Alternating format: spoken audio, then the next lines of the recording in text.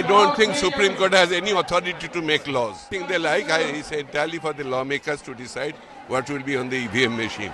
Supreme Court has given is entitled to respect, but as a citizen, I don't think it is necessary. এটা কি জন্য দিয়েছেন তারাই জানেন, তারা সর্বোচ্চ কোর্টের বিচারপতি, কিন্তু আমি সাধারণ নাগরিক হিসেবে এর আমি কোনো কারণ পাচ্ছি না। Why it has been given? Let them say first. Why should I say no?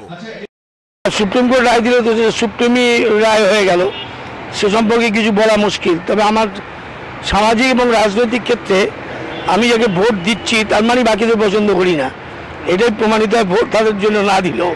কাজে ভোট দেওয়া মানেই ইট ইজ এ পজিটিভ, এটি ইতিবাচক। ব্যবহারিক প্রয়োজনীয়তা কতদূর, তবে সুপ্রিম কোর্টই তার রায় দিলে তো মানতে হবে।